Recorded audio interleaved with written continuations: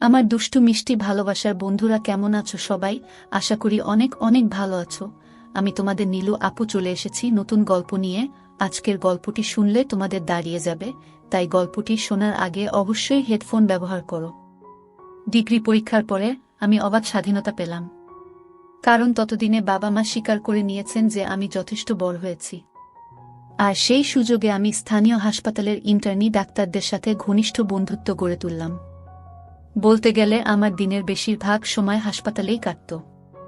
তাদের মধ্যে সুবীর ছিল আমার সবচেয়ে ঘনিষ্ঠ।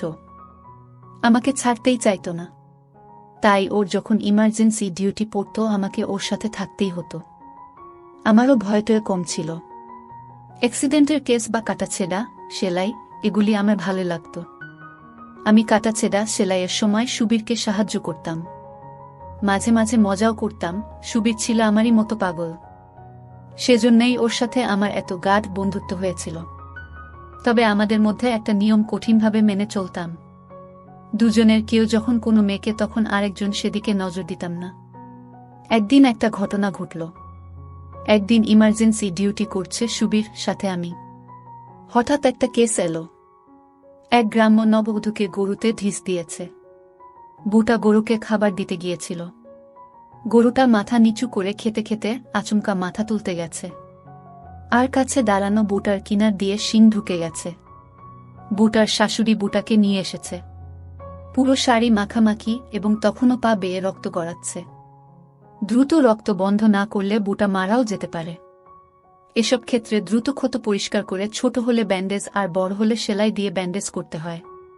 সুবীর বুটার শাশুড়ির কাছে জানতে চাইল কোথায় জখম হয়েছে। গ্রাম্য অশিক্ষিত বুড়ি বলল যে সে দেখে নাই, তয় রানে হতে পারে। সুবীর বুটার জখমের স্থান আর ক্ষতের অবস্থা দেখার জন্য যেই না শাড়ি উঠাতে গেছে, শাশুড়ি মহিলা হা হা করে উঠে বলল, সে কি বেয়াব্রু করতেছেন কেন? কিছুতেই সে হাঁটুর উপরে শাড়ি উঠাতে দেবে না। সুবীর আমাকে আড়ালে ডেকে নিয়ে বলল, মনিদা জিনিসটা দেখছেন? এক্কেরে কি নাদুস নুদুস আর ফর্সা। এই আইটেমের নরম জায়গাটা একটু না দেখলে ভাই সারা জীবন আফসোস করতে হবে।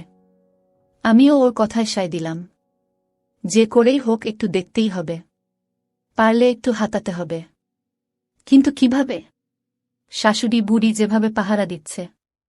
আমি বললাম, কাকিমা আপনি ছেলেরে আনেন নাই কেন? বুড়ি বলল, আমার পুলারা একটা নাদান হাবাগুবা। হ্যাঁ আইসে কি হরব? আমরা পরামর্শ করে একটা বুদ্ধি বের করলাম। সত্যি মেয়েটা একেবারে ছোট, বেশ এরকম মেয়েদের কোলা ব্যাঙের মতো গাবদা হয়। সুবীর শাশুড়িকে বলল, কাকিমা আপনি একটু ওইখানে দাঁড়ান, আমি একটু আপনার বৌমার সাথে কথা বলবো। শাশুড়ি রাজি হয়ে একটু দূরে সরে গেল বটে, কিন্তু তীক্ষ্ণ দৃষ্টি রাখল আমাদের দিকে। সুবীর বুটার কাছে জিজ্ঞেস করল, আঘাতটা কোথায়? বউটা ব্যথা সহ্য করতে করতে মুখ চোখ বিকৃত করে জানালো, কুচকিতে। তখন সুবীর বলল, দেখো তোমার ক্ষত পরিষ্কার করে ব্যান্ডেজ বাঁধতে হবে, প্রয়োজন হলে সেলাই দেয়া লাগতে পারে। তোমার যে জায়গায় আঘাত সেখানে দেখতে দিতে হবে। তুমি কি রাজি? মেয়েটা তখন ব্যথায় কাতরাচ্ছে। সে এমন একটা অবস্থায় আছে যে সে যে কোনো কিছু করতে রাজি, এবং সত্যি রাজি হয়ে গেল। তবে জানতে চাইল ব্যথা লাগবে কিনা। সুবীর জানালো যে ওই জায়গায় অবশ করার ইনজেকশন দেওয়া হবে, ফলে সে কিছু টেরই পাবে না। মেয়েটা সানন্দে রাজি হয়ে গেল। এবারে শাশুড়ি বুড়িকে ডেকে সুবীর বলল যে কাপড় তুলতে হবে না, তবে খুলতে হবে। বুড়ি রাজি হল। সুবীর একটা চান্স নিল। ভাগ্যে লেগে যাওয়ার সম্ভাবনা 90%। বুড়িকে বলল, আপনি রক্ততক্ত দেখে ভয় পান না তো? বুড়ি বলল, না না বাবা, আমার মাথা গুড়ায় ওসব কাটা ছিঁড়া আমি দেখবার পারমু না। আমরা এটাই চেয়েছিলাম। স্ট্রেচার টেবিলটা মোটা পর্দা দিয়ে আড়াল করা, তাছাড়া দরজায় ওয়ার্ড বয় আছে, কাউকে ঢুকতে দেবে না। সুবীর বুড়িকে উল্টো দিকে ঘুরিয়ে তুলে বসিয়ে তাকে বলল, আপনি আপনার বৌমার হাঁটুর ওখানে শক্ত করে ধরে রাখেন, বেশি ভয় করলে চোখ বন্ধ করে থাকেন। বুড়ি নিশ্চিন্ত হল যে তার বৌমাকে আমরা বেয়াব্রু করতে পারব না। অথচ গ্রাম্য অশিক্ষিত বোকা মহিলা এটা ভাবল না যে কেবল নিচ থেকে উল্টিয়েই বের করা যায় না, ফিতে খুলে উপর থেকেও বের করা যায়। বুটা ব্যথায় সমানে কাতরাচ্ছে। স্ট্রেচার টেবিলের মাথার দিক একটু ঢালু করে দিল সুবীর, যাতে বুটা দেখতে না পায় আমরা কি করছি। আরও নিশ্চিন্ত হওয়ার জন্য সুবীর বুটাকে বলল চোখ বন্ধ করে রাখতে। বুটা সত্যি সত্যি হাত দিয়ে চোখ ঢেকে শুয়ে রইল। সুবীর আমাকে কাজে লেগে যেতে বলল। আমি আলতো করে বুটার শাড়ি সরিয়ে বের করলাম। ওফ কি সুন্দর মোলায়েম, ওখানেই 2 দিন কাটিয়ে দেওয়া যায়। তারপর ফিতে টেনে খুলে লুচ করে নিচের দিকে নামিয়ে দিতেই নরম জায়গাটা বেরিয়ে পড়ল। সত্যিই অপূর্ব সুন্দর ফোলা ফোলা, চেরাটা গভীর, নদীর পাড়ের সাথে তুলনা করা যায়। তবে উপর দিক এবং কুচকির পাশে ঘন কালো, কোকড়ানো, লম্বা ঘাসে ঢাকা। গরুর শিংটা ঢুকেছে ঠিক কুচকির ভিতর দিয়ে। ক্ষতটা গভীর, সেলাই লাগবে। সুবীর আগে একটা ইনজেকশন লাগালো। 1 থেকে 10 গুনতেই জায়গাটা অবশ হয়ে গেল। বুটার কাছে ক্ষতে টিপ দিয়ে জানতে চাইলাম সে কিছু টের পাচ্ছে কিনা। মাথা নাড়িয়ে জানালো, না। সেলাই দিতে হলে জায়গাটা পরিষ্কার করতে হবে। আমি ব্লেড দিয়ে ঘাস কামাতে লাগলাম। মাথায় দুষ্ট বুদ্ধি এলো। শুধু ওই জায়গাটুকুই কেন, পুরো কামিয়ে চকচকে করে তুললাম। সত্যি দেখার মতো। টিপে টুপে দেখলাম তুলতুলে নরম। ছোট্ট মাথাটা নাড়লাম। অবশ থাকায় কিছুই টের পেল না বুটা। পরে সুবীর ক্ষতটা সেলাই দিল। ঠাট্টা করে বলল, মনিদা, দেব নাকি সেলাই করে? বুড়ির ছেলেটা যেয়ে দেখবে দরজা বন্ধ, হা হা হা হা। সুবীরের সেলাই দেওয়া শেষ হলে আমি বুটার দিলাম দারুণ। আমি বুটাকে জিজ্ঞেস করলাম, আমি তোমাকে, তুমি কি কিছু টের পাচ্ছ? বুটা এদিকে ওদিকে মাথা নাড়িয়ে না জানালো। অবশ্য ও সারাক্ষণ চোখ বন্ধ করে রেখেছিল। আমি আরও মজা করার জন্য ওর শাশুড়িকে বললাম, শুনছেন বুড়িমা, আপনার বৌমার ব্যথা একেবারে সেরে গেছে। আমি আপনার বৌমাকে, কিন্তু সে কিছু টের পাচ্ছে না। শাশুড়ি কথাটা লুফে নিয়ে বলল, কি কইলা বাবা, যাই তাই করো না বাবা। দেখো বুড়ার যেন কোনো কষ্ট না থাকে। বড়লক্ষ্মী বউ আমার। আমি হাসতে হাসতে বললাম, না না বুড়িমা, কিছু করতেছি না। আসলটা ইডা একরকমের চিকিৎসা। ও আপনি বুঝবেন না, তাইলে আপনার বৌমা আরও পাইত। সুবীর আমার দিকে তাকিয়ে হাসতে লাগল। বুড়ি বলল, তয় তাই করো না বাবা, সিদাই যদি বালা হয়। আমি বললাম, এখন এই অবস্থায় ওটা করা যাবে না। পরে আপনার বৌমার সাথে কথা বলে যদি সে সেই চিকিৎসা নিতে চায় তখন দেয়া যাবে। ব্যথাটা একটু কমুক, ঘাটা সারুক, তারপর। গ্রাম্য অশিক্ষিত সরল বুড়ি কিছুই না বুঝে বলল, আচ্ছা বাবা, তোমাগো অনেক দয়া। সুবীরকে ইংরেজিতে বললাম, যে করেই হোক এই বুটার নরম নরম সুন্দর আমার খুব লোভ হয়েছিল। সুবীরকে সেটা বলাতে সুবীর বুটাকে বলল, প্রতিদিন একবার এসে ড্রেসিং করায় নিয়ে যাবা। 5 দিন পর সেলাই কাটতে হবে, ঘাস শুকাতে আরও 3-4 দিন লাগব। এ কয়দিন তোমাকে একটু কষ্ট করে আসতে হবে। আর তোমার শাশুড়ি বুইড়া মানুষ, তারে কষ্ট দেওয়ার কি দরকার? তুমি তো একাই আসতে পারবা, আর না হয় তোমার স্বামীরের সাথে আনবা। কি মনে থাকবো? বউটা লজ্জা লজ্জা মুখে ঘাড় কাত করে জানালো, থাকবে। আমি সুবীরের সাথে অনেক সলা পরামর্শ করে একটা বুদ্ধি বার করলাম। সেই মোতাবেক সুবীর পরের দিন ও ড্রেসিং করার সময় কথায় কথায় জেনে নিল যে বউটার বাচ্চা হয়নি, তবে ওর শাশুড়ি খুব শীঘ্রই একটা বাচ্চা চায়। তখন সুবীর ওকে কায়দা করে জানিয়ে দিল, আমার বন্ধুটাকে তো চেনো, ও এই ব্যাপারে খুব ভালো ডাক্তার। সমস্যা হলে ওর কাছে এসো। এর আগে অনেক বাচ্চা না হওয়া বউয়ের বাচ্চা বানিয়ে দিয়েছে ও। বউটা রাজি হয়ে চলে গেল। টোপ ফেলা হয়ে গেছে, এখন মাছের ঠোকর দেওয়ার অপেক্ষা। আমাদের একটাই আশা যে বউটার স্বামী যেহেতু নাদান আর বোকাশোকা। বউটারও বয়স অনেক কম, সবে 15-16, কাজেই ওদের মধ্যে ভালোভাবে হওয়ার সম্ভাবনা কম। আর যদি তা হয় তাহলে বাচ্চা হওয়ারও সম্ভাবনা কম। দেখা যাক বিড়ালের ভাগ্যে শিকে ছিঁড়ে কিনা। অনেকদিন পার হয়ে গেল, প্রায় 6 মাস। ওসব কথা আমরা ভুলেই গেলাম। আমারও বাড়ি ছাড়ার সময় ঘনিয়ে এলো। একটা সরকারি চাকরির ইন্টারভিউ দিয়েছিলাম, খুব ভালো হয়েছিল, চাকরিটা হওয়ার সম্ভাবনা আছে। একদিন সকালে আমি ক্যান্টিনে চা খেতে গেলাম। সুবীর ডিউটিতে ছিল। ফিরে এসে রুমে ঢুকতেই আমার একটা হার্টবিট মিস হয়ে গেল। দেখি সেই বুটা আর তার শাশুড়ি সুবীরের সামনে বসা। আমাকে দেখেই ওদের আড়াল করে চোখ মারল সুবীর। ওদেরকে বলল, ওই যে এসে গেছে আপনাদের ডাক্তার সাহেব, যান ওর সাথে কথা বলেন। আমাকে বলল, বুঝলি মনি, এটা তোর কেস, এত সুন্দর বুটার বাচ্চা হয় না। তুই একটু চেক টেক করে দেখ কিছু করতে পারিস কিনা। আমি খুব গম্ভীর ভাব নিয়ে বললাম, এসো। আমি ওদের নিয়ে একটা খালি চেম্বারে বসালাম।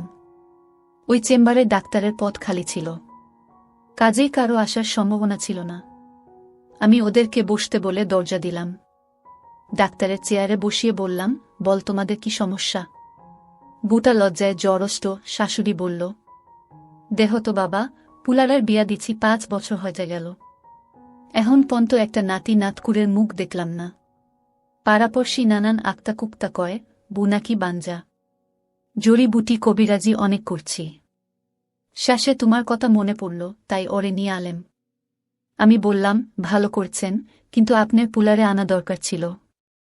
হের সাথেও তো কথাবার্তা কোন লাগবি নাকি, বুড়ি বলল, কিন্তু হ্যাঁ তো নাদান, বুদ্ধিশুদ্ধি নাই, গাবদা গুবদা, কিচ্ছু বুঝে না। আমি বললাম, তবুও বাচ্চা তো হ্যাঁই বানাইব নাকি কাকিমা। বুড়ি শরম পেয়ে মুখে আঁচল চাপা দিয়ে হে হে করে হেসে বলল, তা যা কইছ ঠিকই কইছ। ঠিক আছে, এর পরের দিন হ্যারে পাঠায় দিবানে। আমি শাশুড়িকে বললাম, আপনার পুলার বুড়ে কিছু গোপন কথা জিগান লাগব। আপনি থাকবেন না বাইরে বসবেন। বুড়ি বলল, না বাবা, আমি বাইরে বসি। শাশুড়ি উঠে বাইরে চলে গেল। যাওয়ার সময় বুদ্ধি করে দরজাটা একটু ফাঁক করে রেখে গেল। খুব চালাক, খুব সতর্ক। আমি বউটাকে বললাম, তোমার ঠিক মতো হয়। বউটা অবাক হয়ে বলল, সেইটা আবার কি জিনিস। আমি বুঝলাম, গ্রাম্য অশিক্ষিত মেয়ে, কাজেই ওর সাথে সেভাবেই কথা বলতে হবে। বললাম, মানে প্রতি মাসে তোমার ওই রাস্তা দিয়া বাইর হয় নাকি। বউটা এবারে বুঝতে পারল, শরমে মুখে আঁচল চাপা দিয়ে বলল, ওগারোতা হয়। আমি কয়দিন থাকে। বউ, 5-6 দিন। আমি তোমার স্বামী তোমার সাথেই ঘুমায়। বউ, আর কই ঘুমাইব। আমি বাচ্চা নিতে চাও। বউ, আমার শাশুড়ির খুব শখ। আমি কেন, তোমার ইচ্ছা নেই। বউ মুখে আরো বেশি করে আঁচল চাপা দিয়ে মুখ নিচু করে, আছে। আমি কতটুকু, অনেক না কম। বউটা কিছু না বলে উপর নিচে মাথা দোলায়। আমি ঠিক করে মুখে বলো, কম না বেশি। বউ, একটু বেশি। আমার হাওড়ি কয়েছে এইবার বাচ্চা না ওইলে হ্যার পুলারে আবার বিয়া হরাইব। আমি সপ্তাহে কয়দিন স্বামীর সাথে থাকো। বউ, ওমা কয় কি, সব দিনই তো থাহে। আমি রাতে বিছানায় শোয়ার পরে কি করে তোমার স্বামী। বউ, কি আর হরব, ঘুমায়। আমি ও ঘুমায়, আর কিছু করে না। মানে বাচ্চা হওয়ানোর জন্য তোমরা কি করো। জবাবে যে কথা বউটা বলল, আমার হার্টের বিট বেড়ে গেল। আনন্দে আমার চিৎকার করতে ইচ্ছে করছিল। বউটা লজ্জায় লাল হয়ে বলল, কেন, ও আমারে প্রত্যেক দিন রাইতে ঘুমানোর আগে দেয়। আমি ওরে শিকাইয়া দিছি। দিতে চায় না, তাও আমি ওরে জোর হরে দেওয়াই। আমি আচ্ছা, তুমি অনেক কিছু জানো দেখছি, লেখাপড়া করেছ। বউচ, 3 ক্লাস পড়ছিলাম গায়ের মক্তবে। আমি তুমি জানো দিলে কি হয়। বউস, ওমা, জানুম না কেন, দিলে বাচ্চা হয়। আমি তো সেটা তুমি জানলে কিভাবে, তোমার তো আগে বিয়ে হয়নি। বউত, আমার মায় কইছে, যখন আমি একটু বড় হইলেম, তখন মা আমারে কইছিল, খবরদার কোনো জোয়ান পুলারে দিতে দিবি না। আমি জিগাইছিলাম, কেন মা, দিলে কি হয়। মায় কইল, জোয়ান পুলায় দিলে বাচ্চা অয়, হি হি হি। আমার পেট ফেটে হাসি আসছিল, কিন্তু হাসতে পারছিলাম না। কি জুটি মাইরি। স্বামীটা নাদান, জানেই না যে তার সাথে একটা আছে, আর সেটা কেবল পেশাব করার জন্য নয়। সেই খিদে মিটানোর জন্য তার বউয়ের সাথে একটা জায়গা আছে। আর বউ ক্লাস 3 পর্যন্ত পড়া সব জানতা, বিদ্যের জাহাজ। উনি বিদ্যার বলে উনি জানেন যে কেবল দিলেই বাচ্চা হয়। বউটাও জানে না যে তার শরীরে একটা জায়গা আছে, আর সেটা কেবল জন্য নয়। সেই জন্য তার স্বামীর শরীরে আস্ত একটা আছে। এখন আমার সামনে এক বিশাল সুযোগ। আমার সামনে এমন একটা মেয়ে যাকে কোনো পুরুষ চোখ দিয়ে দেখেনি পর্যন্ত। ওর পুরো সম্পূর্ণ অধরা। আর ঠিকমতো অভিনয়টা করতে পারলে আমি হব ওর আগুন উস্কে দিয়ে ঠান্ডা করার প্রথম পুরুষ। বুড়িটার জন্য খুব মায়া লাগলো আমার। কত শখ তার ছেলের বউয়ের বাচ্চা হবে, সে নাতি নাতনি নিয়ে আনন্দ করবে, পাড়া প্রতিবেশীর বদনামের হাত থেকে রক্ষা পাবে। কিন্তু সে তো আর জানে না যে তার নাদান ছেলেটা তার বউকে পরিবর্তে নিয়মিত দিচ্ছে বাচ্চা হওয়ানোর জন্য। শালার গাধা জানেই না যে খালি আদর দিলেই বউয়ের বাচ্চা পয়দা হয় না, বাচ্চা বানানোর জন্য পরিশ্রম করা লাগে। গায়ের ঘাম ঝরিয়ে বুকে নিয়মিত আচ্ছা করে হয়, আর দিয়ে বউয়ের পকেট ভর্তি করে দিতে হয়, তবেই না বাচ্চা হয়। ওর বউটাও আরেক নাদান, তা না হলে হয়তো আর কাউকে দিয়ে নিজের জুড়াতে পারত, পেটে বাচ্চাও আসত। দেখা যাক আমি কি করতে পারি। অনেকটা সহজ হয়ে উঠেছে বউটা। আমি ওর নাম জানতে চাইলাম, ও জানালো ওর নাম সুফিয়া। আমি তখন বললাম, বুঝলাম, কিন্তু তোমাকে একটা কথা বলা দরকার। তুমি যদি আমার চিকিৎসা নিতে চাও তাহলে এই কথাগুলি তোমার শোনা অতি জরুরি। সুফিয়া জিজ্ঞেস করল, কি কথা? বললাম, প্রথমত আমার সামনে লজ্জা করা চলবে না, লজ্জা থাকলে চিকিৎসা হবে না। মনে করো আমি যদি তোমার চিকিৎসা করি, তোমার সমস্ত আমাকে চেক করতে হবে। এই চিকিৎসা অনেক কঠিন, আমাকে অনেক কষ্ট করতে হবে। শুধু দেখা নয়, হাত দিতে হবে। তুমি যদি মনে করো তুমি এসব করতে পারবে না, তাহলে আর আমার কাছে এসো না। সুফিয়া মুখের কাপড় সরিয়ে হা হা করে উঠে বলল, না না ডাক্তার সাব, আমনে যা যা কইবেন আমি তাই করমু, অসুবিধা হইব না। কিন্তু খরচাপাতি কেমন লাগব? বুঝেন তো আমরা গরিব গুরবা মানুষ। আমি বললাম, না খরচ বেশি লাগবে না, তুমি যা পারবে দিবে, না পারলে না দিবে। আমি আর বেশি দিন এই হাসপাতালে থাকব না, বড় জোর 2-3 মাস আছি। তুমি আমার শেষ রোগী, তাই তোমাকে আমি এমনিতেই চিকিৎসা করে দিয়ে যাব। তাহলে তুমি আমাকে সারা জীবন মনে রাখবে। কি রাখবে না? সুফিয়া লজ্জা হাসি দিয়ে বলল, ও অবশ্যই রাখমু। বললাম, তোমার বাচ্চা হলে যখন ওকে কোলে নিয়ে আমার কথা মনে পড়বে, তাই না? ও বলল, তা তো পড়বই, আমার কত আশা। আমি বললাম, আমি যা যা করতে বলি সব ঠিক করো, তোমাদের আশা ঠিকই পূরণ হবে। ঠিক আছে, আজ তোমরা যাও, কাল তোমার স্বামীকে সাথে করে নিয়ে এসো, তোমাদের দুজনের চিকিৎসা একসাথে করতে হবে। সুফিয়া রাজি হয়ে চলে গেল। ওদের বিদায় করে দিয়ে সুবীরের রুমে এসে মন খুলে আগে হো হো করে হেসে নিলাম।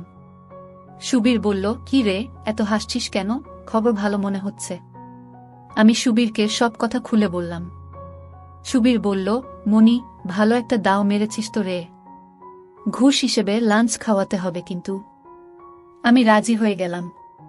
পরদিন একটু আগেভাগে গিয়ে প্রয়োজনীয় উপকরণগুলি আগে থেকেই সেই খালি চেম্বারে রেখে এলাম। সুফিয়া ওর স্বামীকে সাথে নিয়ে সকাল 11টার একটু পরে এসে পৌঁছাল। সুফিয়ার নাকের ডগায় বিন্দু বিন্দু ঘাম জমেছে। ওকে দেখতে কি যে সুন্দর লাগছিল, তা ভাষায় প্রকাশ করা সম্ভব নয়। মেয়েটার জন্য আফসোস হল। ফুলের মতো সুন্দর একটা মেয়ের কিনা এরকম নাদান একটা স্বামী জুটল। আমি প্রথমে দুজনকে একসাথে ভিতরে ডাকলাম। সুফিয়ার স্বামী আসলেই একটা নাদান, একেবারেই সরল সহজ, বোকার হদ্দ। নিজের কোনো বুদ্ধি শুদ্ধি নেই, বউ যেটা বলে সেটাই বিশ্বাস করে। ওর বউকে যদি কেউ যায় আর বউ যদি বলে যে নাই ঝাড়ফুঁক করছে, তাহলে সেটাই বিশ্বাস করবে। কথা বলে বুঝলাম গোপন বিষয় ও কিছুই জানে না। আমি সুফিয়ার স্বামীকে বাইরে নিয়ে গিয়ে 10টা টাকা দিয়ে বললাম, তোমার বউকে চেক করতে অনেক সময় লাগবে, তো তুমি এই টাকা নিয়ে কোথাও ঘুরে বেরিয়ে এসো। ও জিজ্ঞেস করল, কেন ডাক্তার সাব, বেশি সময় লাগবে কেনে? আমি বললাম, বাচ্চা কার হবে, তোমার না তোমার বউয়ের? বোকার মতো হাসি দিয়ে বলল, হে হে হে আমার বউয়ের। আমি বললাম, সেজন্যই বেশি সময়, যাও। বলল, ও বুঝছি, ঠিক আছে। স্বামীটাকে বিদায় করে দিয়ে আমি রুমের দরজা দিলাম। যদিও এই করিডোরে কেউ আসবে না। চেম্বারটা করিডোরের এক প্রান্তে, আর এদিকে করিডোরের মাথার গ্রিল বন্ধ থাকে। যাতায়াত বন্ধ, তবুও সাবধানের মান নেই।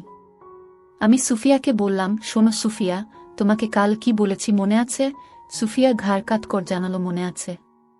আমি অয়থায় সুফিয়ার বিপি চেক করলা, যাতে সুফিয়ার বিশ্বাস হয় যে সত্যি সত্যিই ওর চিকিৎসা হচ্ছে। সুফিয়াকে বললাম লম্বা লম্বা করে শ্বাস নেওয়ার জন্য। আমি যেটা বললাম সুফিয়া সেটাই করল, ভালো লক্ষণ। তাড়াহুড়া করার ফল কখনো ভালো হয় না। নিজেকে সাবধান করলাম, কোনো তাড়াহুড়ো নয়, ধীরে বতসধীরে। তাড়াহুড়ো করলে সুফিয়ার সন্দেহ হতে পারে, আর সন্দেহ হলে হয়তো আর নাও আসতে পারে আমার কাছে। অথবা সন্দেহ করে যদি কারো সাথে আলাপ করে বসে, তাহলেই সর্বনাশ। আমি সেদিনই ওকে এ ব্যাপারে কৌশলে নিষেধ করে দিলাম, যাতে বাচ্চা আসার আগ পর্যন্ত ও কাউকে কিছু না বলে। ওকে বললাম, কেউ জেনে ফেললে যদি কোনো ক্ষতি করে। সুফিয়া সাবধান হয়ে গেল। আমি সেদিনের মতো ওকে 2-3 রকমের ট্যাবলেট দিয়ে আবার পরদিন আসতে বললাম। আসলে ওগুলো ছিল সব ভিটামিন ট্যাবলেট, কিন্তু আমি ওর বিশ্বাস আরও দৃঢ় করার জন্য বারবার করে নিয়ম করে ওষুধগুলো খেতে বললাম, দেখো যেন কোনো ভুল না হয়। পরদিন ঠিক সময় মতো সুফিয়া ওর স্বামীকে নিয়ে হাজির হয়ে গেল। আমি আগের দিনের মতো ওর স্বামীকে টাকা দিয়ে বাইরে পাঠিয়ে দিলাম। সে খুব খুশি। সুফিয়া আগের চেয়ে জ্বরটা কাটিয়ে বেশ ফ্রি হয়ে উঠেছে। ও এখন আমার সাথে হেসে হেসে কথা বলছিল। আমিও আর ওর সাথে কোনো আড়াল রাখতে চাইলাম না। জিজ্ঞেস করলাম, ওষুধ খেয়ে কোনো পরিবর্তন বুঝতে পেরেছ? স্বভাবতই ওর উত্তর ছিল, না, পরিবর্তন হবে কি করে? আমি কি কোনো কার্যকরী ওষুধ দিয়েছিলাম নাকি? দিয়েছিলাম তো, ভিটামিন ট্যাবলেট। আমি আবার ওর প্রেশার চেক করলাম, স্টেথোস্কোপ দিয়ে পরীক্ষা করলাম, তারপর জিজ্ঞেস করলাম, কোনই পরিবর্তন হয়নি? আবারও মাথা দোলালো সুফিয়া। বললাম, তোমার আপেলের বোটায় কুটকুট করে কামড়ানি বা অস্বস্তি বা শরীরের মধ্যে কেমন কেমন করা, তেমন কিছুই হয়নি। সুফিয়া আবারও মাথা দুলিয়ে জানালো, সেসব কিছুই হয়নি। তখন আমি বললাম, সুফিয়া, তোমাকে আমি আগেই বলেছিলাম আমার কাছে লজ্জা পাওয়া যাবে না, মনে আছে? সুফিয়া মাথা হেলিয়ে জানালো, আছে। মিটমিট করে হাসছিল ও। আমি বললাম, তোমার একবার পরীক্ষা করে দেখতে হবে। তুমি তো জানো বাচ্চা জন্মাবার পর সে কি খায়, তাই না? সেজন্য আগে তোমার পরীক্ষা করতে হবে। করব, সুফিয়া বলল। করেন। সুফিয়ার শক্ত শক্ত হয়েছিল। আমি বললাম, না না, এভাবে নয়। এবারে সুফিয়া একটু ঘাবড়াল, কিন্তু সেটা মাত্র সাময়িক। হাত কাঁপছিল। কিছুক্ষণ চেষ্টা করে হেসে বলল, আমি পারব না, আপনি খুলে নেন। আমি আলতো করে হাত রাখলাম। শিউরে উঠল সুফিয়া। 18 বছর বয়সী একটা বিবাহিতা মেয়ে শুধু ভুল জ্ঞানের কারণে সুখ থেকে বঞ্চিত। আমার পেলে তো শিউরে উঠবেই। সুফিয়া থেকে খুলল না। আমি ওর উদ্দেশ্য বুঝতে পারলাম। আমি ওকে উঠে পাশে রাখা ইজি চেয়ারে শুতে বললাম। সুফিয়া উঠে গিয়ে চেয়ারে বসল। হাত আমারও কাঁপছিল। এত সুন্দর দেখেই বোঝা যায় হাত পড়েনি, পুরোপুরি গোল। আমি ওর দিকে তাকিয়ে থাকার জন্য সুফিয়া লজ্জায় মুখটা অন্যদিকে ফিরিয়ে থাকল। আমি আলতো করে একটা সুফিয়া এমনভাবে ঝাঁকি দিয়ে উঠল, মনে হলো ওর ভিতর দিয়ে কারেন্ট চলে গেল। আমি জিজ্ঞেস করলাম, কি হলো? সুফিয়া মুখে আঁচল চাপা দিয়ে বলল, কিছু না, কেমন যেন লাগলো। আমি বললাম, কেমন লাগলো? সুফিয়া বলল, কইতে পারুম না, কেমন যেন লাগলো। আমি এবারে একটা সুফিয়ার মাঝে মাঝেই ঝাঁকি দিয়ে উঠছিল। আমি জিজ্ঞেস করলাম, কেমন লাগছে এখন? সুফিয়া বলল, কেমন জানি লাগতেছে। আমি বললাম, ভালো না খারাপ? সুফিয়া লজ্জিত হাসি দিয়ে বলল, বালা। সুফিয়া রীতিমতো হাঁফাতে লাগল। বুঝলাম, কাজ হবে। এগুলো নরম করতে হবে, না হলে বাচ্চার জন্য খাবার জমবে না।